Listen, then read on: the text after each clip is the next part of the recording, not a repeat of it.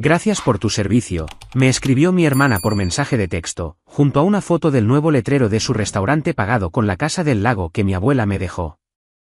Estaba sentada en un catre a 9.600 kilómetros de casa cuando llegó ese mensaje.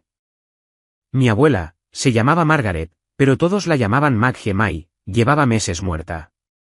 La casa del lago que me dejó en su testamento, la que está en el lago Meredith donde aprendí a nadar, donde lloré la noche antes de partir, ya no existía. Vendida. Mis padres falsificaron mi firma en los papeles mientras estaba desplegada en el extranjero. Cada dólar de esa venta de $450.000 fue directamente al nuevo restaurante de mi hermana. Me quedé mirando el teléfono en la oscuridad. El resplandor azul iluminaba el techo de un barracón temporal que compartía con otros 3 oficiales. El rostro de mi hermana me sonreía desde la foto. Detrás de ella, un letrero de madera decía Maggie May Stable. Lo llamó como nuestra abuela. Usó el dinero que nuestra abuela me dejó a mí. Y me envió una cara sonriente. No respondí a ese mensaje. Ni esa noche, ni la semana siguiente. Ni durante 3 meses. Mi familia pensó que mi silencio significaba que lo había aceptado. Pensaron que 9.600 kilómetros de distancia y el peso de un despliegue me habían dejado demasiado cansada para luchar. Pensaron que volvería a casa, me sentaría a la mesa y me lo tragaría como me había tragado todo lo demás. Estaban equivocados. Cuando finalmente volé a casa, no conduje hasta la casa de mis padres. No llamé. Entré en un tribunal con una carpeta llena de pruebas que mi padre nunca vio venir, y lo que el juez dijo esa tarde le hizo derrumbarse en su silla delante de todos. Antes de continuar, por favor, tómate un momento para darle a me gusta y suscribirte, pero solo si realmente conectas con esta historia. Deja un comentario con el lugar desde donde estás viendo y tu hora local. Siempre me encanta saber de ustedes. Mi nombre es Elena Wolf. Tengo 28 años. Soy capitana en el ejército de los Estados Unidos. Y esta es la historia de cómo mi propia familia me robó mientras servía a mi país y lo que sucedió cuando volví a casa. Ahora, permítanme retroceder 18 meses hasta la noche en que recibí la llamada de que mi abuela había fallecido. Al crecer en la casa de los Wolf, aprendías la jerarquía rápidamente. Mi padre, Richard Wolf, se sentaba a la cabeza de cada mesa, literal y figuradamente. Había pasado 26 años dirigiendo una sucursal del First Union Bank antes de jubilarse anticipadamente. Llevaba el presupuesto familiar en una hoja de cálculo. Aprobaba compras superiores a $50. Cuando hablaba, no interrumpías. Cuando decidía, no cuestionabas. Mi madre, Diane, ocupaba la segunda silla. No había trabajado fuera de casa desde 1994. Su trabajo era mantener la paz, lo que significaba mantenernos en línea con lo que papá quisiera. Su frase favorita, tu padre sabe lo que es mejor. Luego estaba Vivian, mi hermana mayor, 3 años por delante de mí. Había pasado por 4 trabajos a los 25, pero no importaba. Papá cubría su alquiler. Mamá defendía sus decisiones. Vivian era la hija predilecta. Bonita, agradable, cerca de casa, la hija que se quedó. Yo era la otra. Yo fui la que se unió al rock en la universidad. La que le dijo a mi padre en la cena de Acción de Gracias, en mi 3er año, que había aceptado una comisión en el ejército. Él dejó el tenedor y me miró como si le hubiera dado una bofetada. Te arrepentirás de esto, dijo delante de todos. Al ejército no le importas, Elena. Mi madre se llevó la servilleta a la boca. Vivian estudió su plato. Nadie dijo una palabra. Solo una persona me llevó al aeropuerto el día que partí para el entrenamiento básico de oficiales. Mi abuela, Margaret Wolf, 74 años, 1,57 metros, con la mano firme en el volante de su viejo Buick.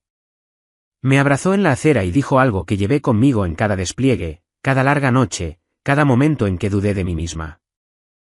Esta casa siempre estará aquí para ti, Elena, y yo también. No sabía que ese sería el último verano que vería esa casa con mi nombre todavía en ella. Llevaba 14 semanas en un despliegue logístico en el Medio Oriente cuando me enteré de que se había ido. No fue una llamada telefónica, fue un correo electrónico de mi madre: tu abuela falleció el martes. El funeral es el sábado. Entendemos que no puedas venir. 4 frases. Eso fue todo. La mujer que me crió cada verano, que me enseñó a destripar un pez y a cuadrar una chequera y a mantenerme erguida cuando los hombres hablaban por encima de mí, reducida a 4 frases planas en un correo electrónico enviado a las 2:47 de la madrugada de mi hora. Fui a ver a mi oficial al mando esa misma mañana. El permiso de emergencia fue aprobado en cuestión de horas. Llamé a casa para decirles que iba a tomar un vuelo desde Kuwait. Mi madre contestó al tercer timbrazo. Elena, cariño, ya está todo planeado. Las flores están pedidas. Realmente no tiene sentido trastornarlo todo. Puedo estar allí para el viernes por la noche. Larga pausa. Oí la voz de mi padre al fondo. Baja, indistinta. Luego mi madre de nuevo. Tu padre cree que es mejor que te quedes. Solo estarías entrando y saliendo deprisa. La abuela habría querido que te concentraras en tu deber. No me querían allí. Me senté en el borde de mi catre durante mucho tiempo después de esa llamada. Luego, a las 3 de la mañana, hora local, vi el funeral de mi abuela en una transmisión en vivo. La cámara estaba apoyada en el regazo de alguien. Temblaba. Vivian estaba en el podio. Se secó los ojos con un pañuelo de papel y leyó de una hoja. La abuela nos quería a todos por igual, dijo. Ella querría que nos mantuviéramos unidos, que nos cuidáramos unos a otros. Apagué el teléfono. Me acosté en la oscuridad y escuché el zumbido de la unidad de aire atornillada a la pared. 200 personas habían estado en ese servicio. Reconocí a la mayoría. Ninguno de ellos me había llamado. En ese momento, me dije a mí misma que mi familia solo estaba siendo desconsiderada. Todavía no me daba cuenta de que me necesitaban ausente. Simplemente no sabía por qué. 2 semanas después del funeral, recibí un correo electrónico del abogado de sucesiones de mi abuela, un hombre llamado Philip Darnell. Adjunto había un PDF, la última voluntad y testamento de Margaret E. Wolf. Lo leí en mi teléfono en el comedor, rodeada del ruido de las bandejas y el olor a café recalentado. El documento era sencillo. Los ahorros y pertenencias personales de la abuela, joyas, algunos bonos, divididos a partes iguales entre mi padre y yo. Pero la casa del lago en el lago Meredith, la propiedad que había poseído durante 31 años, valorada en aproximadamente $450.000. Eso iba para una sola persona, yo. Se me hizo un nudo en la garganta. Dejé el teléfono, lo volví a coger, lo leí 2 veces más. Luego salí al calor y llamé a casa. Mi padre contestó. Papá, acabo de recibir el testamento del señor Darnell. No puedo creer que la abuela me haya dejado la casa del lago. Silencio. No del tipo que significa que alguien está pensando. Del tipo que significa que alguien está decidiendo qué decir. Tenemos que hablar de eso, Elena. Su voz era plana, controlada. Esa casa ha estado en esta familia durante 30 años. Tu abuela no estaba pensando con claridad al final. A mí me pareció clara cada vez que hablamos. Tú no estabas aquí. No sabes cómo estaba. Apreté el teléfono con más fuerza. Es lo que ella quería, papá. Lo discutiremos cuando estés en casa. Y colgó. Me quedé al sol un rato. Intenté llamar al señor Darnell, pero me aseguró que el proceso de validación del testamento procedía con normalidad. Nada de qué preocuparse, todo se estaba manejando. Debería haberme preocupado más. Debería haber presionado más.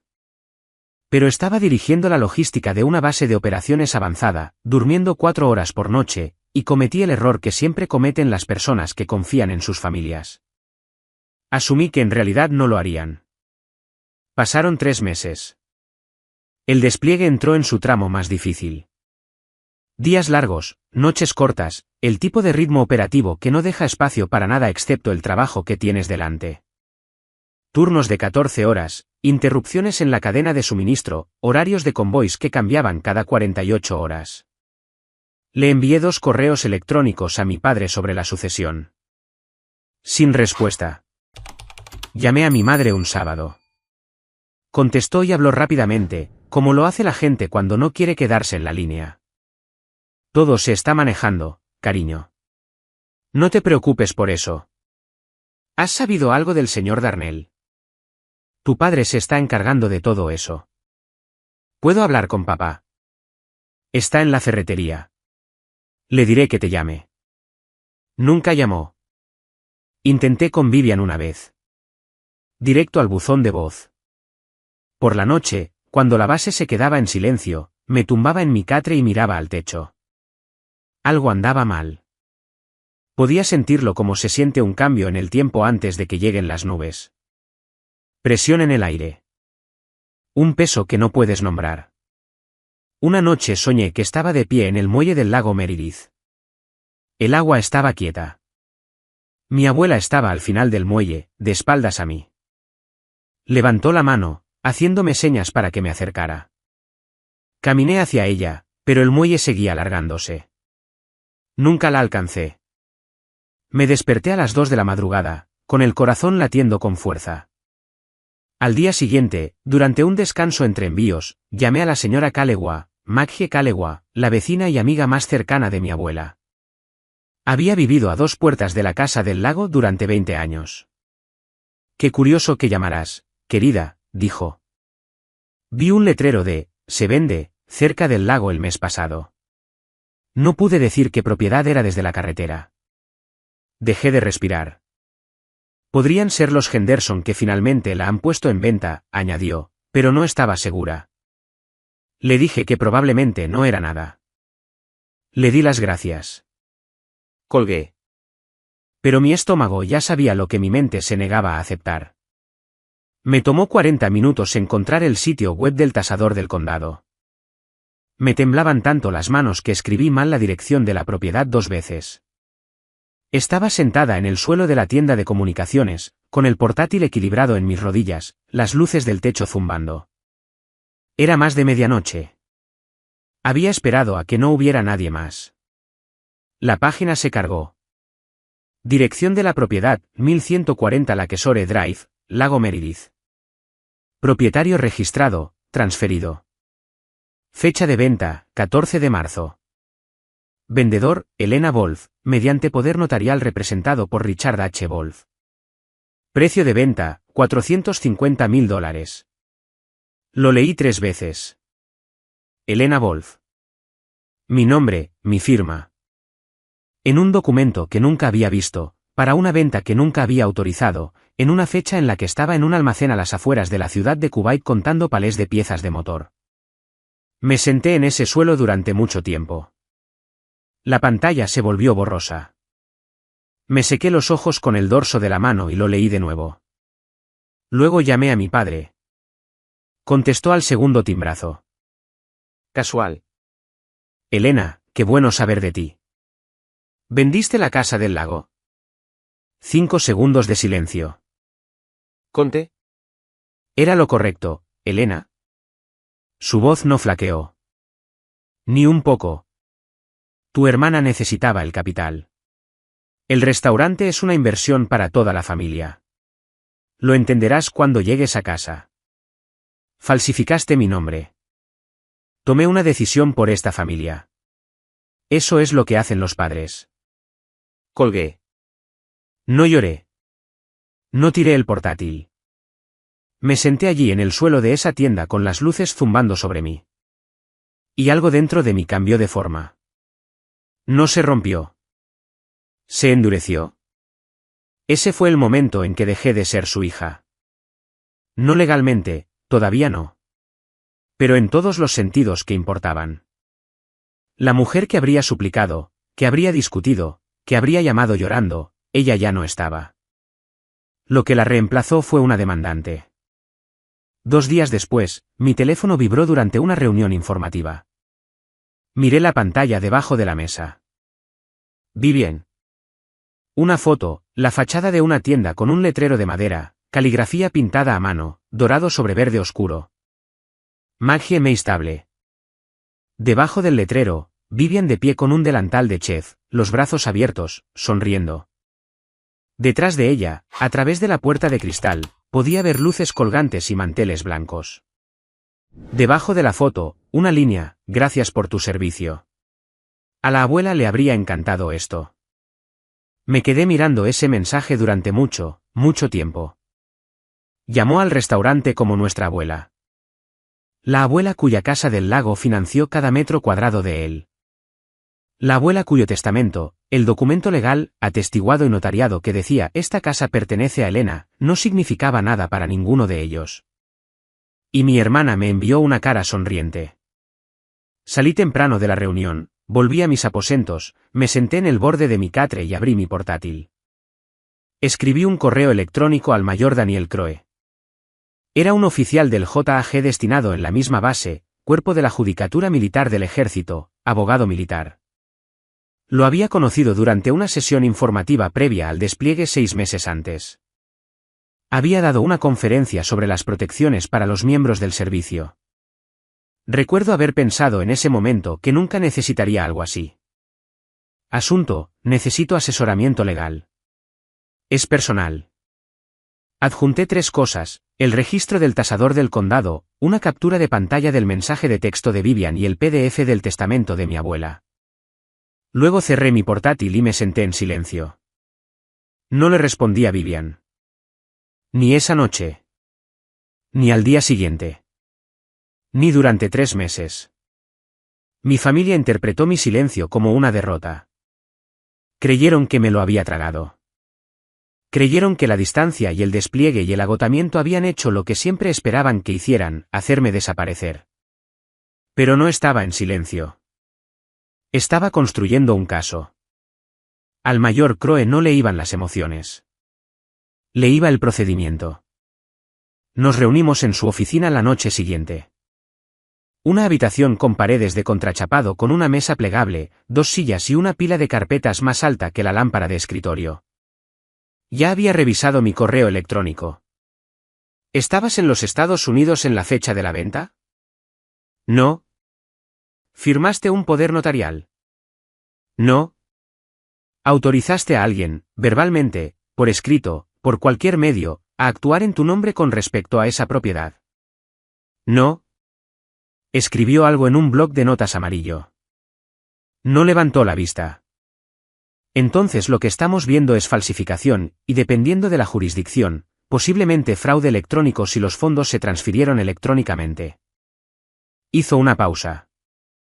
Y hay algo más que juega a tu favor. Dejó el bolígrafo. Estabas en servicio activo bajo órdenes federales. La Ley de Ayuda Civil para miembros del servicio otorga a los tribunales una amplia discreción cuando los derechos de un miembro del servicio se ven comprometidos durante el despliegue. No será la base de tu demanda civil. La falsificación lo hace por sí sola. Pero le dice al tribunal exactamente a quién eligió victimizar tu padre, a alguien que no podía defenderse porque estaba sirviendo a su país. Los jueces se fijan en eso. La habitación se sentía muy quieta. ¿Puedo manejar esto en privado?, pregunté. Dentro de la familia. Croe me miró. Tenía el tipo de rostro que no se movía mucho. Ojos nivelados, expresión plana, como un jugador de póker que hace tiempo que dejó de fingir que estaba jugando un juego. ¿Elena? Primera vez que usaba mi nombre. Falsificaron tu firma en un documento legal y vendieron tu propiedad. Esto no es un desacuerdo familiar. Esto es un crimen. El primer paso es una denuncia policial, dijo Croe. La presentarás en los Estados Unidos. Crea un registro formal. A partir de ahí, querrás un abogado civil para el lado civil, y el fiscal de distrito puede decidir sobre el lado penal. Las 2 vías corren en paralelo. Me quedé pensando en eso por un momento. El aire acondicionado traqueteaba en la pared. ¿Qué necesito hacer? Documenta todo. Cada mensaje de texto, cada correo electrónico, cada registro telefónico. No contactes a tu familia de nuevo. Cualquier cosa que digas puede complicar las cosas. Y cuando estés en los Estados Unidos, te pondremos en contacto con un abogado civil que se especialice en fraude inmobiliario. Asentí. Esa noche, comencé una carpeta en mi portátil. La etiqueté Meredith. Durante los siguientes 3 meses, se hizo gruesa. El silencio los volvió locos. A las 3 semanas, mi madre comenzó a llamar. Dejé que cada llamada sonara hasta el final. Los mensajes de voz se apilaban como capas geológicas. Cada uno revelaba más presión, más desesperación, más culpa. Semana 1, Elena, cariño, ¿por qué no contestas? Me estoy preocupando. Semana 2, tu padre está dolido porque nos estás ignorando. Somos tus padres. Semana 3, ¿es por la casa? Hicimos lo mejor para la familia. Estás siendo egoísta. También me envió mensajes de texto. Largos hilos que rebotaban entre la preocupación y la acusación. No puedo dormir. Estás a salvo, seguido 12 horas después por, no te crié para que fueras tan mezquina. Vivian añadió su propia presión. Una foto del interior del restaurante, recién decorado. Velas encendidas en cada mesa. Ojalá pudieras ver esto en persona. Mamá ha estado llorando por tu culpa. Por mi culpa. Mi padre envió exactamente un mensaje. Llegó a las 6:14 de la mañana de mi hora, lo que significaba que lo había escrito tarde por la noche, posiblemente después de una copa. Sin saludo, sin despedida. Cuando estés lista para actuar como una adulta, llámame. Leí cada palabra que enviaron. Hice una captura de pantalla de cada mensaje. Guardé cada mensaje de voz. Reenvié todo a una dirección de correo electrónico dedicada que el mayor Croe me ayudó a configurar. Cada elemento se registró con fecha, hora y remitente. Por la noche, mientras la base dormía, me sentaba en mi catre con mi portátil y construía una cronología, la fecha en que murió mi abuela, la fecha del funeral, la fecha en que se notarió el poder notarial, la fecha en que se vendió la casa, la fecha en que se transfirieron los fondos. La fecha del mensaje de texto de Vivian. Cada fecha la contrasté con mis órdenes de despliegue, que me situaban firmemente al otro lado del mundo. Cada mensaje que enviaban, cada mensaje de voz goteando culpa y acusación, estaban construyendo mi caso por mí, y no tenían ni idea. El mayor Croe me puso en contacto con una abogada civil llamada Rebecca Holt. Ejercía en Raleigh, se especializaba en fraude inmobiliario y tenía fama de ser minuciosa de la manera en que un cirujano es minucioso, precisa, sin prisas y sin sentimentalismos. Nuestra primera videollamada tuvo lugar a las 11 de la noche de mi hora. La oficina de Rebecca estaba iluminada detrás de ella. Ya había sacado los registros públicos. Explícame la dinámica familiar, dijo. Sin rodeos. Le di la versión corta. Escuchó sin interrumpir, luego giró su pantalla para mostrarme un documento. Este es el poder notarial que tu padre presentó en el condado. Autoriza a Richard H. Wolf a vender la propiedad en 1140 Lakeshore Drive en nombre de Elena Wolf. Hizo zoom en la parte inferior de la página. Se supone que esa es tu firma. La miré. La caligrafía era parecida. Mi padre había practicado. Pero la inclinación estaba mal. La cola de la A en Elena se curvaba en la dirección equivocada. No es mía. Lo sé. Se desplazó hacia abajo. El notario que certificó esto es un hombre llamado Greg Parson, notario con licencia en el condado de tu padre. Y esta es la parte que importa. Él y tu padre trabajaron juntos en el First Union Bank durante 9 años. Se me fue el aire del pecho. El procedimiento estándar, continuó Rebecca, requiere que el firmante comparezca en persona ante el notario o, como mínimo, que se verifique su identidad a través de un proceso remoto. Ninguna de las dos cosas ocurrió aquí. Tu padre entró con un documento falsificado y su antiguo colega lo selló. ¿Cuál es la pena por eso? La falsificación de una escritura o instrumento similar es un delito grave de clase H en Carolina del Norte que conlleva de 4 a 25 meses de prisión y antecedentes penales permanentes. Hizo una pausa. Para tu padre. El notario podría enfrentar sus propios cargos, y casi con seguridad perderá su comisión. No dije nada durante mucho tiempo. Ese es mi padre. La voz de Rebecca se suavizó ligeramente. Lo sé. Pero él tomó esa decisión cuando firmó tu nombre. Me dijo una cosa más antes de colgar. Elena, el restaurante que abrió tu hermana, si fue financiado con las ganancias de una venta fraudulenta, cada dólar es rastreable. Cada uno de ellos. Rebecca se movió rápidamente. En una semana, había enviado el poder notarial falsificado a una examinadora forense de documentos, una mujer llamada doctora Linda Pace, certificada por la Junta con 20 años de experiencia en tribunales. Proporcioné muestras de comparación, mi firma real de registros militares, declaraciones de impuestos, mi documento de comisión de oficial, todo archivado, todo verificable, ninguno en un lugar al que mi padre pudiera haber accedido. Mientras la doctora Pace hacía su trabajo, hice otra llamada. Maggie Calewa contestó al primer timbrazo como si hubiera estado esperando. Necesito preguntarte algo, dije, sobre el estado mental de mi abuela cuando hizo su testamento. Clara como el agua, dijo Maggie de inmediato.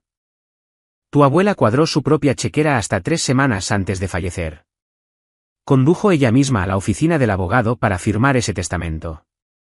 Lo sé porque fui con ella. Mi pecho se oprimió. ¿Estuviste allí? Me senté en la sala de espera. Salió y dijo, está hecho. Elena se queda con la casa. Y luego me dijo algo que nunca olvidé. Contuve la respiración. Dijo, Richard intentará quitársela. Por eso la estoy poniendo solo a nombre de Elena, no de la familia. ¿Elena? Me tapé la boca con la mano. Mi abuela lo sabía. Lo vio venir. Conocía a su propio hijo lo suficientemente bien como para predecir exactamente lo que haría. Y trató de protegerme de la única manera que pudo. Si alguna vez necesitas que diga eso delante de un juez, añadió Maggie, con voz firme, lo haré. Le prometí a tu abuela que te cuidaría, y yo no rompo las promesas, cariño. Le di las gracias. Intenté mantener la voz firme. Lo logré en su mayor parte. Después de colgar, me senté sola en mis aposentos durante mucho tiempo. Mi abuela lo había sabido. Lo había sabido, y había construido los muros que pudo a mi alrededor. No fue suficiente para detener a mi padre, pero fue suficiente para demostrar, si alguna vez llegaba el caso, que cada palabra de ese testamento era su intención. Mientras tanto, mi hermana estaba construyendo un monumento a su propia culpa y publicándolo en línea para que todos lo vieran. Vivian lanzó una página de Instagram para el restaurante. Fotos profesionales, iluminación cálida, platos cuidadosamente estilizados. Escribió largos pies de fotos sobre la familia y el legado. Una publicación obtuvo más de 200 me gusta. El pie de foto decía, este restaurante es el legado de mi abuela. Toda nuestra familia se unió para que esto sucediera. La abuela siempre decía, la comida une a la gente. Esto es por ti, abuela. Toda nuestra familia. Leí esa línea sentada en mi catre a la 1 de la madrugada, y algo frío recorrió mi cuerpo. Yo no era parte de toda nuestra familia. Estaba desplegada. No me consultaron. No me preguntaron. Mi nombre fue falsificado en un documento legal para que mi hermana pudiera colgar bombillas Edison y comprar un horno comercial.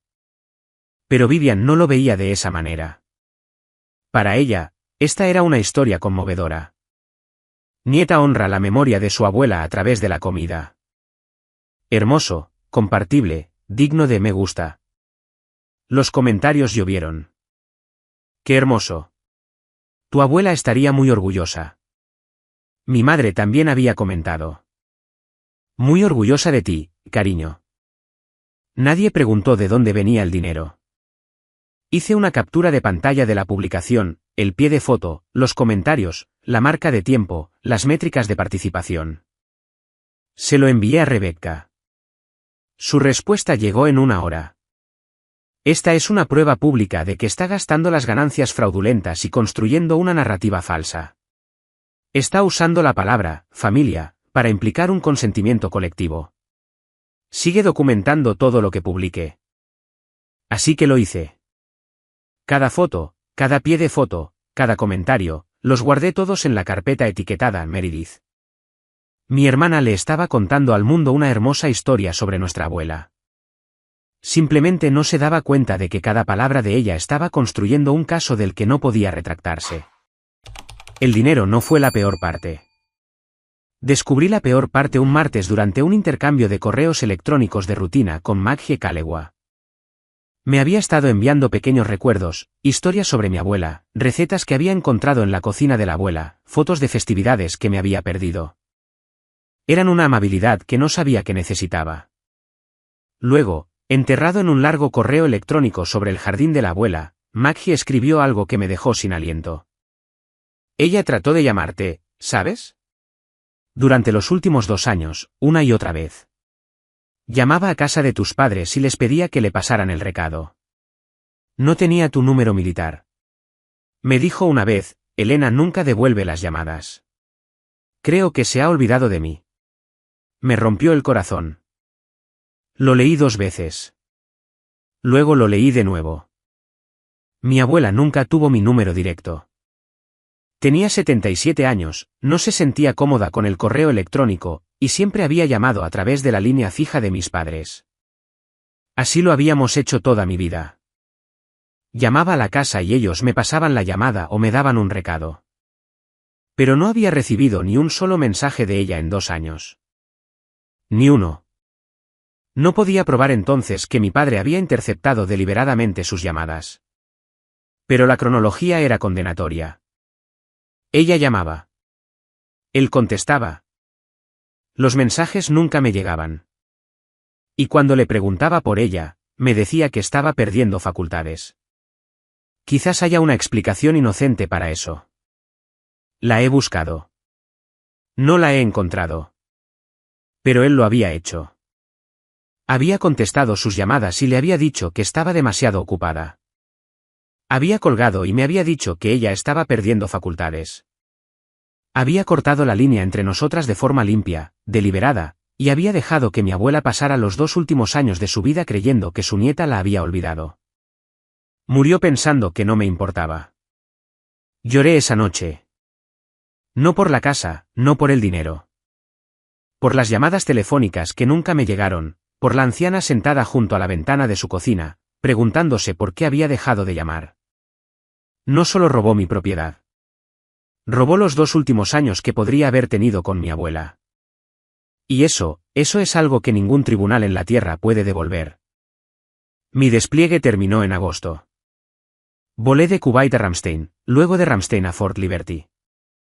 22 horas de viaje, 3 conexiones y un dolor de cabeza que se asentaba detrás de mis ojos como un puño cerrado. En algún lugar sobre el Atlántico, volví a encender mi teléfono personal. 11 llamadas perdidas, 6 mensajes de voz, 23 mensajes de texto. El nombre de mi madre, una y otra vez. Abrí el mensaje de texto más reciente, enviado 4 horas antes. Vamos todos a recogerte. Vivian va a cerrar el restaurante por el día. Papá está cocinando tu estofado de ternera y patatas favorito. Es hora de dejar esto atrás, cariño. Te queremos. Podía verlo tan claramente. Los 3 esperando en llegadas. Mi madre con un cartel hecho a mano, Vivian con una caja de pastelería, mi padre de pie un poco apartado, con los brazos cruzados, la mandíbula apretada, listo para aceptar mi rendición con un firme asentimiento y un abrazo con un solo brazo. Querían envolverme en una bienvenida antes de que pudiera pensar con claridad. Sofocar la ira con sentimentalismo. Ponerme en la mesa, pasar las patatas y decir somos familia suficientes veces hasta que pareciera verdad. Ya había visto esta obra antes. Cada festividad, cada discusión, cada vez que uno de nosotros se salía de la línea, el botón de reinicio de la familia Wolf. Siéntate, come, finge que no pasó. Esta vez no. Llamé a mi madre. Mantuve la voz firme. No vengan al aeropuerto. Necesito unos días para instalarme. Elena, por favor. Tu padre lo está intentando. Llamaré cuando esté lista. Colgué. Luego marqué a Rebecca Holt. Aterrizo el jueves. ¿Cuándo podemos presentar la demanda? Rebecca hizo una pausa. La demanda está redactada y lista. Pero Elena, hay algo que debes saber primero. Su voz cambió. El notario, Greg Parson, ha accedido a cooperar. Cerré los ojos. El avión zumbaba a mi alrededor. ¿Qué significa eso? Significa que tiene miedo. Y la gente con miedo habla. Esa noche, sola en mi habitación de hotel cerca del aeropuerto, casi llamé a mi madre. Mi pulgar se detuvo sobre su nombre durante mucho tiempo. Una parte de mí, la parte que todavía recordaba los pasteles de cumpleaños y el cabello trenzado y ser llevada a la cama, quería oírla decir que lo sentía, quería oírla decir que fue un error, que lo arreglarían, que podía volver a casa y sería como antes. Dejé el teléfono porque antes también era una mentira. Simplemente no lo había visto todavía. Aterricé el jueves por la tarde. A las 5, estaba de pie en mi apartamento cerca de Fort Liberty, un apartamento de una habitación que había alquilado antes del despliegue, apenas habitado, todavía con olor a cartón y productos de limpieza. Dejé mi bolsa de lona junto a la puerta, eché el cerrojo y me quedé en silencio por un momento. Luego oí voces. Giré la esquina hacia la sala de estar y me detuve. Mi padre estaba sentado en mi sofá, con las piernas cruzadas, un brazo extendido a lo largo del respaldo. Mi madre estaba en la cocina desempacando bolsas de la compra. Vivian estaba apoyada en el mostrador mirando su teléfono. Todos levantaron la vista al mismo tiempo. Bienvenida a casa, soldado. Mi padre sonrió. No llegó a sus ojos. Vivian levantó una caja blanca. Traje algo del restaurante. Tienes que probarlo. Mi madre corrió hacia mí, con los brazos abiertos, las lágrimas ya cayendo. Te extrañamos mucho, cariño. No me moví. Miré más allá de ellos hacia el mostrador de la cocina donde mi llave de repuesto estaba junto a una bolsa de limones. ¿Cómo entraron? Usé la llave de emergencia, dijo mi madre, todavía tratando de alcanzarme. Me la diste antes de que te desplegaras. ¿Recuerdas? Por si pasaba algo. Lo recordaba. En caso de emergencia, en caso de que las tuberías reventaran, en caso de que muriera en el extranjero y alguien necesitara recoger mis cosas. No para esto. Les pedí que no vinieran. El ambiente en la habitación cambió. Vivian bajó la caja. Mi madre dejó caer los brazos. Mi padre descruzó las piernas. Eres nuestra hija. No necesitamos una invitación. Usaste una llave que le di a mamá para emergencias. Mantuve mi voz plana. Esto no es una emergencia. Esto es un límite. Por favor, váyanse. Nadie se movió. El refrigerador zumbaba. Vivian intentó reír. Elena, vamos. Es solo una cena. Por favor, váyanse, dije de nuevo, y abrí la puerta principal. Mi padre no se movió. Miró la puerta abierta, luego a mí, y se sentó de nuevo. ¿Quieres desechar a tu familia por una casa? Esto no es por una casa, papá. Tu abuela se avergonzaría de ti. No hables por ella. Soy su hijo. Y yo soy la persona que ella eligió para dejársela. Su mandíbula se tensó. Mi madre se interpuso entre nosotros, con las manos levantadas, la pacificadora desplegando su protocolo estándar. Elena, por favor. No sabes cómo ha sido para nosotros. Tu padre ha estado bajo mucho estrés. Vivian invirtió todo lo que tenía. Si llevas esto más lejos, destruirás el negocio de tu hermana, la reputación de tu padre, a toda esta familia. Tú destruiste mi confianza cuando falsificaste mi nombre. La palabra quedó suspendida en la habitación. Falsificaste. Mi madre se estremeció. Vivian dejó la caja de pastelería en el mostrador. Cuando habló, su voz era más dura de lo que esperaba. Oh, vamos, Elena. Te habías ido. Siempre te vas. Ni siquiera viniste al funeral de la abuela. Abrió las manos. ¿Qué se suponía que hiciéramos? Dejar que una casa de $450.000 simplemente estuviera ahí. Miré a mi hermana, la miré con atención. No estuve en el funeral porque papá me dijo que no viniera. Vivian parpadeó. Mi madre miró al suelo. Mi padre se levantó. Caminó hacia la puerta lentamente, como si me estuviera haciendo un favor al irse. En el umbral, se detuvo, lo suficientemente cerca como para que pudiera oler su loción para después de afeitar. Si haces lo que creo que vas a hacer, dijo en voz baja, no tendrás una familia a la que volver. Lo miré a los ojos. Hace mucho tiempo que no tengo una. Salió. Mi madre lo siguió, llorando. Vivian recogió su caja y se fue sin mirarme. Cerré la puerta, la eché llave, llamé a un cerrajero. Luego llamé a Rebecca. Presenta todo. Rebecca presentó la demanda el lunes. La demanda nombraba a Richard H. Wolf y Vivian R. Wolf como demandados. Los cargos: fraude inmobiliario, falsificación, conversión de propiedad e incumplimiento del deber fiduciario. Adjunto a la presentación había una solicitud formal para que el tribunal remitiera las pruebas de falsificación criminal a la oficina del fiscal de distrito para su enjuiciamiento. 2 días después, un notificador judicial tocó el timbre en el 47 de Birchwood Lane, la casa donde crecí. No estuve allí para verlo, pero sé exactamente cómo fue porque 3 parientes me llamaron en la hora siguiente. Mi padre abrió la puerta. Leyó la primera página de la citación. Según mi tía Janet, que estaba de visita para tomar café esa mañana, el color se le fue de la cara tan rápido que pensó que estaba teniendo un ataque al corazón. Mi madre vino corriendo. Lo leyó por encima de su hombro y tuvo que sentarse en los escalones del porche. Vivian recibió su propia citación esa misma tarde. Fue nombrada como CEO demandada, una beneficiaria consciente de fondos obtenidos fraudulentamente. Mi padre me llamó 7 veces esa noche. Vi cada llamada iluminar mi pantalla y la dejé sonar. Vivian llamó una vez. Su voz en el buzón de voz temblaba. ¿Hablas en serio? ¿Me estás demandando? ¿A tu propia hermana? ¿Por una casa? Por una casa. Así es como todavía lo enmarcaba.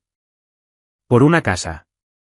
Para el final de la semana, la maquinaria narrativa de la familia estaba funcionando a toda velocidad. Mi padre llamó a todos los parientes que pudo. Elena está demandando a sus propios padres. ¿Puedes creerlo? Después de todo lo que hemos hecho por ella. Mi madre publicó un estado vago en Facebook: cuando tu propia hija se vuelve contra ti, todo lo que puedes hacer es rezar. Algunos parientes me llamaron. La mayoría estaban confundidos. Unos pocos estaban enojados. A cada uno le di la misma respuesta: son bienvenidos a asistir a la audiencia. La verdad estará allí. Esa misma semana, Rebecca presentó una denuncia penal por separado en la oficina del fiscal de distrito. Falsificación, fraude. El caso civil y la vía penal correrían en paralelo. La audiencia fue programada para un martes de octubre. Sala 3B, Palacio de Justicia del Condado, un pequeño edificio de ladrillos con una asta de bandera en el frente y un estacionamiento que olía a asfalto caliente. Llegué 20 minutos antes. Llevaba mi uniforme de gala clase A, chaqueta de color oliva, botones de latón, barras de capitán en los hombros, emblema de la unidad en el bolsillo izquierdo. Rebecca había sido quien lo sugirió. Eres una oficial en servicio activo cuyos derechos bajo la ley federal fueron violados. El uniforme le dice al tribunal exactamente quién fue perjudicado. Rebecca me encontró en el pasillo. Llevaba una carpeta de cuero de 3 pulgadas de grosor. Detrás de ella, el mayor Crowe estaba sentado en un banco. Había solicitado permiso para asistir como testigo de carácter. Asintió una vez cuando me vio. No dijo nada. No era necesario. En la tercera fila, cerca de la ventana, Maggie Calewa estaba sentada con las manos cruzadas en el regazo. Su cabello blanco estaba recogido. Llevaba un cardigan azul que mi abuela le había regalado. A su lado en el banco, había colocado un pequeño álbum de fotos. A las 9:47 de la mañana, la puerta se abrió de nuevo. Mi padre entró primero, traje oscuro, corbata roja, espalda recta, pero sus ojos estaban inyectados en sangre y su mandíbula estaba tan apretada que podía ver el músculo saltar. Mi madre lo siguió, vestido negro, pañuelo en la mano. Escaneó la habitación y me encontró de inmediato. Nuestras miradas se encontraron. Los suyos estaban hinchados. Vivian fue la última en entrar. Vestido negro, ojeras oscuras. No me miró. Su abogado, un hombre llamado Gerald Pratt, lo suficientemente competente para cierres de bienes raíces en un pueblo pequeño pero claramente superado en un caso de fraude con evidencia forense y connotaciones federales, los dirigió a la mesa lejana. Más tarde supe que mi padre había llamado a otros 3 bufetes primero. 2 declinaron después de revisar el caso. El tercero cotizó un anticipo que no podía pagar. Mi padre me miró desde el otro lado del pasillo, miró el uniforme. Algo se movió en su expresión. Sorpresa, tal vez, o reconocimiento. La hija que había desestimado había regresado vestida exactamente con aquello de lo que le había dicho que se arrepentiría. Sostuve su mirada durante 2 segundos. Luego me giré para mirar al estrado. La jueza entró. Todos nos pusimos de pie. La jueza Patricia Whitmore tenía unos 50 años, con gafas de lectura en una cadena y una voz que se oía sin esfuerzo. Revisó los expedientes, luego se dirigió a Rebecca. Abogada de la demandante, proceda. Rebecca se levantó. No se apresuró. Señoría, la demandante, la capitana Elena Wolf, es la única beneficiaria nombrada de un bien inmueble ubicado en 1140 Lakeshore Drive, Lago Meredith, según la última voluntad y testamento de Margaret Wolf, fallecida. Abrió su carpeta. Demostraremos que el demandado, Richard Wolf, fabricó un poder notarial con la firma falsificada de la demandante, lo hizo notarizar fraudulentamente y lo usó para vender la propiedad por $450,000 mientras la demandante estaba desplegada en el extranjero en servicio militar activo. Expuso las pruebas con la precisión de un cirujano organizando instrumentos. Prueba A, el análisis forense de caligrafía de la doctora Linda Pace, concluyendo con un 99,7% de certeza que la firma en el poder notarial no era de Elena Wolf. Prueba B, mis órdenes de despliegue militar, no citadas bajo la SCRA, sino como prueba directa de que era físicamente incapaz de firmar ningún documento en el estado de Carolina del Norte el 14 de marzo. Prueba C, los registros de transferencia de propiedad, que muestran los $450,000 depositados directamente en una cuenta registrada a nombre de Vivian R. Wolf. Prueba D, mensajes de texto de ambos demandados, que demuestran conocimiento e intención. Rebecca destacó el mensaje de texto de Vivian para mí, la foto del letrero del restaurante con, gracias por tu servicio. Mostró las publicaciones de Instagram donde Vivian escribió, toda nuestra familia se unió. Luego mostró los registros bancarios que mostraban los $450,000 depositados directamente en la cuenta personal de Vivian. No una cuenta familiar, no un fideicomiso. El nombre de Vivian, la cuenta de Vivian. La señorita Wolf no solo se benefició del fraude, dijo Rebecca al tribunal. Recibió las ganancias. Conocía la fuente y lo celebró públicamente. El abogado defensor se ajustó las gafas, se levantó lentamente. Señoría, mi cliente creía que estaba actuando en el mejor interés del patrimonio familiar. Hubo un entendimiento verbal. ¿Hubo autorización por escrito del propietario del inmueble?, preguntó la jueza Whitmore. No, señoría. Entonces no hubo autorización. Continúe. El abogado defensor llamó a mi padre al estrado. Richard se enderezó la corbata y caminó hacia el banquillo de los testigos. Mi madre no estaba pensando con claridad cuando escribió ese testamento, dijo. La casa siempre estuvo destinada a permanecer en la familia. La jueza Whitmore lo miró por encima de sus gafas. Señor Wolf, ¿su madre fue declarada mentalmente incompetente por algún profesional médico? No. ¿Impugnó el testamento durante el proceso de sucesión? No. Entonces el testamento se mantiene como está escrito. Mi padre se sentó. Sus hombros cayeron 5 centímetros. La jueza Whitmore revisó sus notas. Abogada de la demandante, ¿tiene más testigos? Uno más, señoría. La señora Margaret Calewa. Maggie se levantó lentamente. Se alisó el cardigan de mi abuela, y caminó hacia el estrado de los testigos con los pasos cuidadosos de una mujer que sabía exactamente a dónde iba y por qué. Rebecca hizo la primera pregunta. Señora Calewa, ¿cuánto tiempo conoció a la difunta, Margaret Wolf. 32 años. Era mi vecina y mi amiga más querida. En su observación, ¿estaba la señora Wolf mentalmente competente cuando redactó su testamento? Maggie levantó la barbilla. Margaret Wolf era la mujer más lúcida que he conocido. Cuadró su propia chequera hasta 3 semanas antes de morir. Conduje con ella a la oficina del abogado el día que firmó ese testamento. Entró sola. Salió y me dijo, está hecho. Elena se queda con la casa. Rebecca hizo una pausa. ¿Dijo algo más? Maggie miró directamente a mi padre.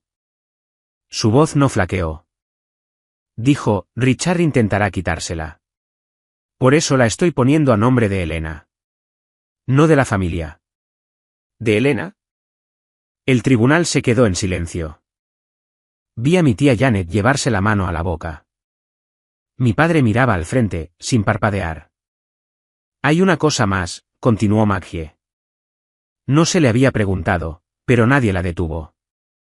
Margaret intentó llamar a Elena durante 2 años antes de fallecer. Llamaba a casa de Richard y le suplicaba que le pasara un recado. Él nunca lo hizo. Su voz se quebró. Me dijo una vez, creo que Elena se ha olvidado de mí. Murió creyendo eso, y no era verdad. Algo pequeño y terrible sucedió en la sala. El aire cambió. Los parientes que habían venido a apoyar a mi padre se removieron en sus asientos. Una de ellas, una prima que no había visto en años, miró a Richard como si lo estuviera viendo por primera vez. Mi madre se cubrió la cara. Vivian miraba la mesa. Mi padre no se movió en absoluto. La señora Wolf no estaba confundida, dijo Maggie en voz baja. Tenía miedo. No de morir, sino de lo que su hijo haría después de que ella se fuera. La jueza Whitmore asintió una vez. Gracias, señora Calewa. La jueza Whitmore se tomó 15 minutos para revisar sus notas. Nadie en la sala habló. El llanto silencioso de mi madre era el único sonido, rítmico y débil, como un reloj que se agota.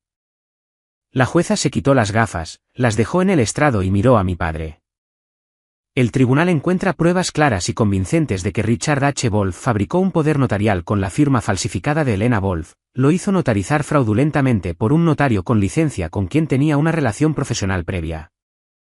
Y usó ese documento para vender bienes inmuebles pertenecientes a la demandante mientras la demandante estaba desplegada en el extranjero en servicio militar activo. Hizo una pausa, dejó que las palabras se asentaran. A este tribunal le preocupa profundamente que el demandado eligiera explotar un periodo de tiempo en el que la demandante, un miembro del servicio en servicio activo desplegado en el extranjero, era físicamente incapaz de monitorear o proteger su propia propiedad. Si bien el núcleo de este caso es la falsificación y el fraude bajo la ley estatal, el tribunal observa que atacar a alguien que está sirviendo a este país añade una dimensión particularmente preocupante a la conducta del demandado. Se volvió hacia los documentos que tenía delante. El tribunal ordena lo siguiente. Primero, el tribunal considera que el poder notarial es fraudulento y que la venta de la propiedad resultante es producto de una falsificación. Dado que la propiedad ha sido transferida a un comprador de buena fe sin conocimiento del fraude, el tribunal no deshará esa transacción. En su lugar, los demandados asumirán la plena responsabilidad financiera. Como la propiedad ha sido transferida a un comprador de buena fe que actuó de buena fe, el demandado pagará una restitución total de $450.000 a la demandante.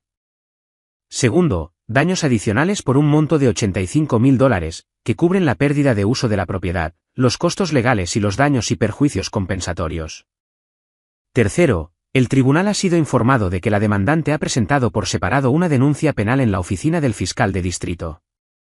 Dadas las pruebas presentadas hoy, este tribunal remitirá sus conclusiones al fiscal de distrito para ayudar en esa investigación. La falsificación de un instrumento legal es un delito grave de clase H según el Estatuto General de Carolina del Norte 14 a 122. Miró a mi padre por última vez. Señor Wolf, la ley no se doblega ante las buenas intenciones, y lo que usted hizo no muestra ninguna buena intención en absoluto. Richard se quedó muy quieto. Su abogado se inclinó para susurrarle algo. Richard no respondió. Sus manos, que habían estado cruzadas sobre la mesa, se abrieron lentamente. Su cabeza cayó hacia adelante.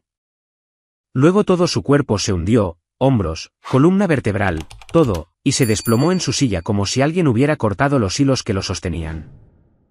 Diane gritó. Richard. Vivian se puso de pie de un salto.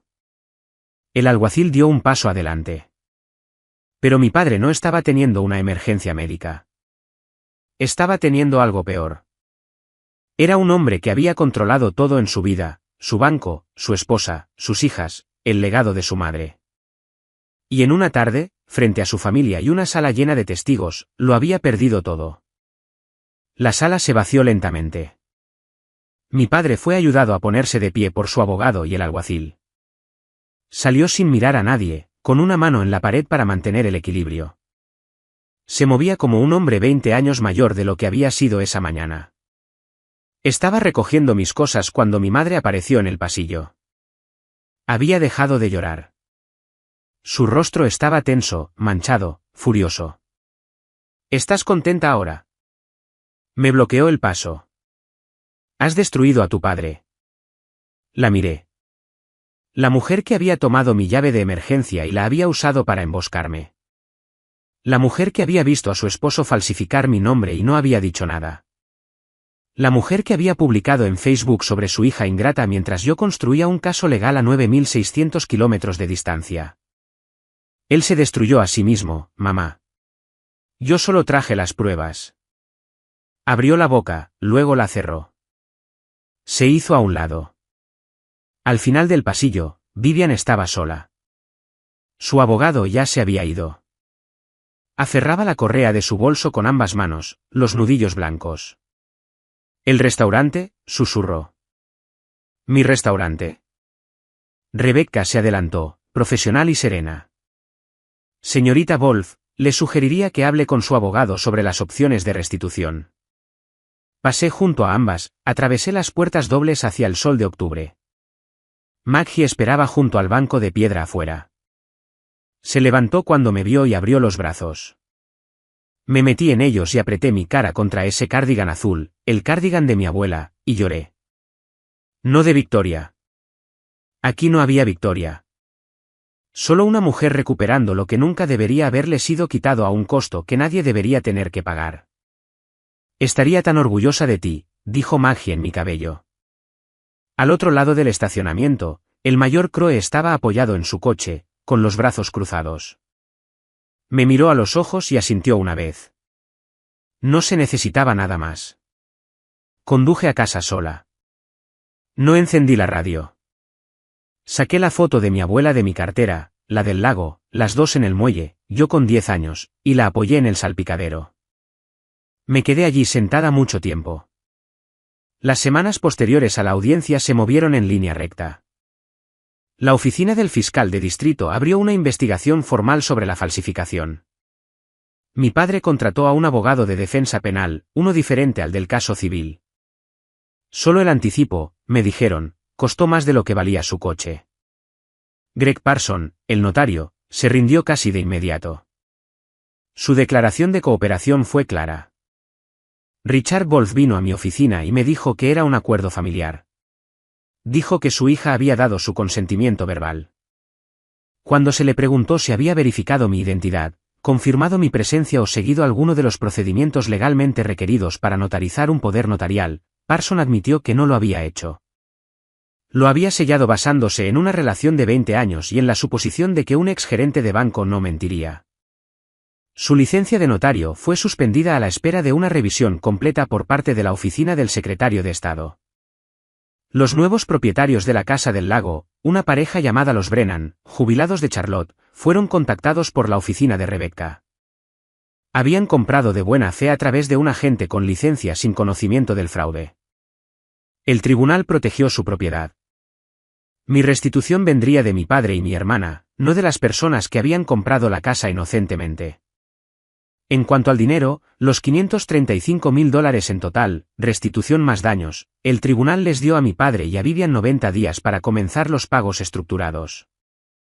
Si no lo hacían, volveríamos ante la jueza Whitmore con una moción por desacato. El restaurante de Vivian no había obtenido ganancias.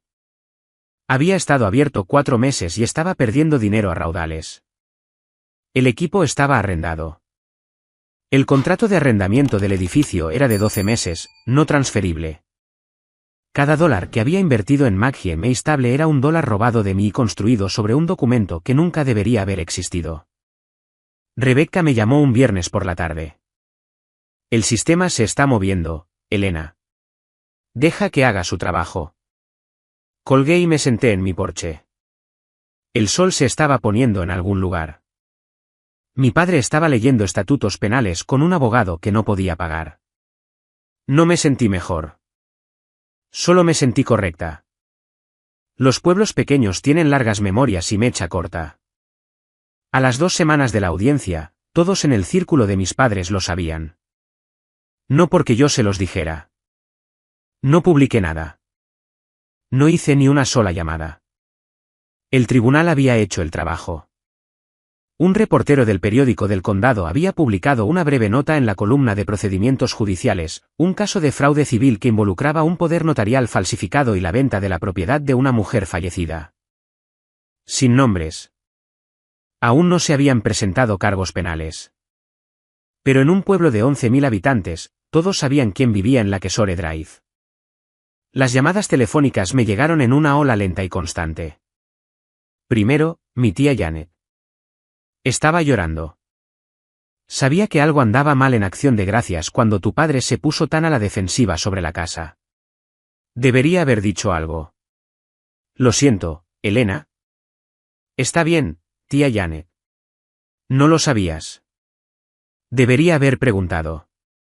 Luego, primos, viejos amigos de la familia, personas que habían estado en el funeral de mi abuela.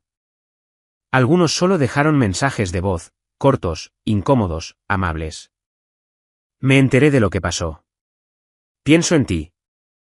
Unos pocos admitieron que me habían llamado ingrata antes de la audiencia y estaban avergonzados. Respondí a cada uno de la misma manera, gracias. Aprecio que te hayas puesto en contacto, pero necesito tiempo. No todos fueron amables. 2 amigas de Vivian me enviaron mensajes que no terminé de leer, acusaciones de celos, crueldad, ingratitud. Leí las primeras líneas y luego los borré. No me conocían. Conocían la versión de Vivian. Un mensaje de texto se destacó del resto. Un antiguo vecino de mis padres, un hombre llamado Frank, que conocía a mi abuela desde la década de 1980. Escribió: tu abuela era una buena mujer que crió a una buena nieta. Siento que se haya llegado a esto. Guardé ese. Lo leía en las noches en que no estaba segura de si lo que había hecho valía la pena la destrucción. Siempre lo valía. El dinero revela lo que el carácter oculta. Vivian no podía pagar. Maggie May Stable nunca había obtenido ganancias. Era un sueño financiado con dinero robado y decorado con el legado de otra persona. A las 6 semanas del fallo, Vivian puso en venta el equipo del restaurante. El contrato de arrendamiento comercial no se podía transferir. Negoció una terminación anticipada con el propietario que le costó otros $8.000 que no tenía. El letrero fue retirado un jueves. Lo sé porque Maggie Calewa pasó por allí y me lo dijo. Ese letrero verde con el nombre de tu abuela, dijo. Ya no está. Bien. La situación de mi padre era peor. Los honorarios del abogado de defensa penal estaban aumentando. Sus ahorros para la jubilación, los que había guardado tan meticulosamente todos esos años en sus hojas de cálculo, se estaban desangrando. Él y mi madre pusieron en venta la casa familiar de Birchwood Lane. La casa donde crecí, la casa donde él se había sentado a la cabeza de la mesa y había decidido lo que le sucedería a todos en ella. Se mudaron a un apartamento de alquiler de 2 habitaciones en el lado este de la ciudad. Mi madre me envió un último mensaje de texto. Espero que puedas vivir contigo misma. Lo leí. No respondí. Lo guardé. Ya era una costumbre. Vivian se mudó a Asheville. Consiguió un trabajo como gerente en el restaurante de otra persona. Sin propiedad. Sin letrero con su nombre. Sin publicaciones en Instagram sobre el legado. No celebré nada de esto. No hay nada que celebrar cuando tu familia se incendia y tú eres quien sostiene la cerilla, incluso si el fuego fue culpa de ellos. Pero hice una cosa. Tomé una parte de la restitución y contacté a mi antigua escuela secundaria.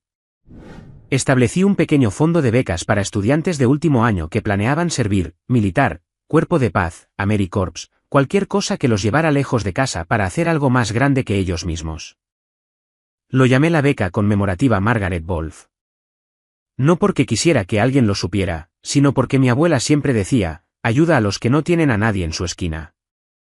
A ella le habría gustado eso. Conduje hasta el lago Meredith un sábado de noviembre. No lo planeé. Había estado haciendo recados, tintorería, cambio de aceite, la maquinaria ordinaria de una vida reensamblada, y me encontré en la carretera del condado que llevaba al lago.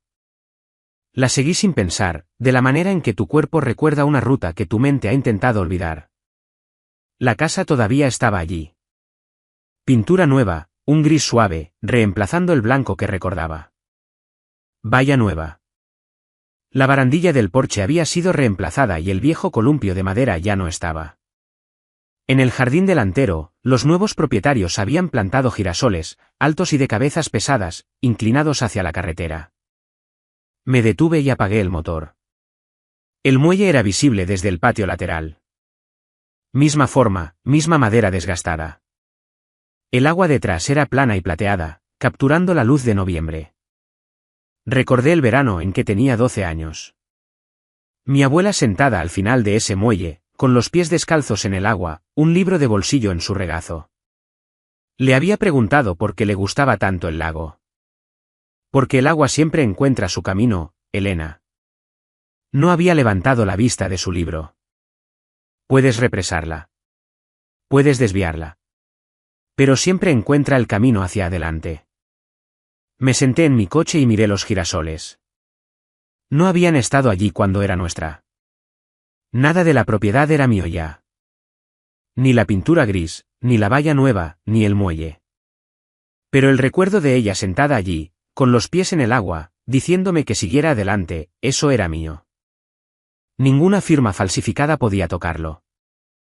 Ningún tribunal podía adjudicárselo a otra persona. Arranqué el motor, volví a la carretera. La radio se encendió. Alguna canción country que no conocía. Una guitarra de acero y la voz de una mujer cantando sobre volver a casa. Bajé la ventanilla y dejé que el aire del lago llenara el coche. La casa ya no era mía. Pero lo que me enseñó, que nadie puede quitarte lo que es tuyo solo porque son más ruidosos o están más cerca o más dispuestos a mentir, eso era mío para siempre. Pasaron 6 meses. Me quedé en Fort Liberty. Fui ascendida a un nuevo puesto de logística, uno que había solicitado antes del despliegue y había olvidado en el caos. Al ejército no le importan tus dramas familiares. Le importa el rendimiento. Me presenté todos los días, dirigí mi sección y dejé que el trabajo me estabilizara. Alquilé un pequeño lugar cerca del lago Jordan. No mucho. Una habitación, un porche con mosquitero, un muelle compartido con otras 2 unidades. Los sábados por la mañana, me sentaba en ese muelle con café y observaba a las garzas trabajar en las aguas poco profundas. No era el lago Meredith. No era la casa de mi abuela. Pero tenía agua y silencio y el sonido de que nada iba mal. No contacté a mis padres. Mi madre me envió 2 cartas escritas a mano. Reconocí su caligrafía en los sobres. Las abrí, las leí. Estaban llenas de dolor y acusación, y en la segunda, un fino hilo de algo que podría haber sido arrepentimiento. Las puse en un cajón. Mi padre estaba negociando un acuerdo de culpabilidad a través de su abogado penal. No seguí los detalles. Rebecca me mantenía informada cuando era importante. Eso era suficiente. Vivian estaba en Asheville, trabajando, en silencio. La persona con la que más hablaba era Maggie Calewa. Llamaba todos los domingos por la tarde. Hablábamos de cosas pequeñas. Su jardín, mi trabajo, el tiempo en el lago. A veces me contaba historias sobre mi abuela. A veces solo escuchaba. No estoy tratando de reemplazar a Margaret, me dijo una vez. Lo sé, Pero estoy aquí mientras me necesites. También me uní a un grupo de apoyo para veteranos que se reunía los miércoles por la noche en el centro comunitario cerca de la base. No compartí mi historia durante el primer mes. Pero cuando lo hice, brevemente, sin autocompasión, varias personas en el círculo asintieron. Ellos también habían perdido cosas. Cosas diferentes. Pero la forma de la pérdida era familiar. Una mujer dijo después, no perdiste a tu familia en combate. Me miró. Los perdiste en el escritorio de un notario. Nunca olvidé eso. La carta llegó a través de Maggie. Vivian la había enviado a la dirección de Maggie. No tenía la mía nueva. 2 páginas escritas a mano, por delante y por detrás, con la letra apretada e inclinada de Vivian. Maggie llamó antes de reenviármela. No la leí, pero quería que supieras que estaba en camino. La abrí esa noche en el porche con mosquitero con la última luz entrando por los árboles. Vivian escribía como hablaba, directa, un poco sin pulir, sin florituras. No comenzó con una disculpa. Comenzó con una confesión. Sabía que el dinero venía de la casa. Sabía que papá falsificó tu firma. Me dije a mí misma que no importaba porque te habías ido y el ejército se ocupa de ti de todos modos. Pero esa es una mentira que me conté para no sentirme culpable. La verdad es que no quería sentirme culpable. Así que lo convertí en tu problema en lugar del mío. Escribió sobre el restaurante, sobre cómo fracasó no por la demanda, sino porque nunca había tenido un plan real. Sobre cómo había usado el nombre de la abuela como una marca sin merecerlo. No me pidió que la perdonara. Eso me sorprendió. No me debes nada, escribió al final. Solo necesitaba que supieras que sé lo que hice, y sé que estuvo mal. Leí la carta 2 veces, me senté con ella un rato, escuché a las ranas junto al agua. No sabía si lo decía en serio. Quizás sí. Quizás era otra actuación. Pero me di cuenta de que no importaba. No en este momento. Mi curación no dependía de su sinceridad. Mi paz no era una puerta que ella pudiera abrir o cerrar. Le respondí, breve, un párrafo, leí tu carta. Gracias por escribirla. No estoy lista para más que eso. Cuídate, Vivian. La sellé, le puse un sello y la llevé a la oficina de correos a la mañana siguiente. No era una puerta abierta, pero tampoco era un muro. Era un límite. Y los límites, había aprendido, no tienen que ser furiosos para ser reales. Así que esa es mi historia. No la cuento porque quiera compasión. No la cuento porque quiera que odien a mi familia. La cuento porque sé que algunos de ustedes están escuchando esto ahora mismo con un nudo en el estómago porque reconocen algo. Tal vez sea un padre que trata tu silencio como un permiso. Tal vez sea un hermano que toma y lo llama familia. Tal vez sea la forma en que alguien que amas tomó una decisión sobre tu vida, tu dinero, tu propiedad, tu tiempo. Y cuando te opusiste, dijeron que tú eras el problema. Si ese eres tú, quiero decir algo. No eres ingrato por protegerte. No eres egoísta por decir que no y no estás solo. Mi abuela me enseñó que el agua siempre encuentra su camino. Perdí la casa del lago. Perdí a la familia, o lo que creía que era una familia. Pero encontré mi propio camino. Pasa por un pequeño apartamento cerca del lago Jordan, por un tribunal donde me presenté con mi uniforme y dije la verdad, por una llamada telefónica dominical con una anciana con un cardigan azul que le prometió a mi abuela que me cuidaría. Establecer un límite no es un castigo. Es respeto propio con una dirección de remitente. No sé qué pasará después con mi padre, con Vivian, con mi madre. Quizás algún día nos sentemos en la misma habitación de nuevo. Quizás no.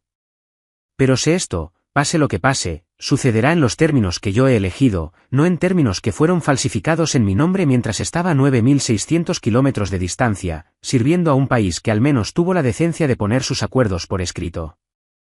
Si alguna vez has establecido un límite, o si estás reuniendo el coraje para establecer uno, cuéntamelo en los comentarios. Los leo todos. Gracias por escuchar. Gracias por quedarte hasta el final.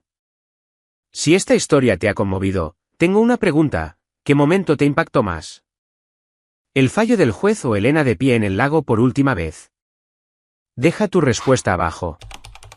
Y si quieres más historias sobre personas que eligieron el coraje sobre la comodidad, dramas familiares que terminan con justicia y límites que lo cambiaron todo, consulta la descripción para más información. Te veré en la próxima. Gracias por estar aquí.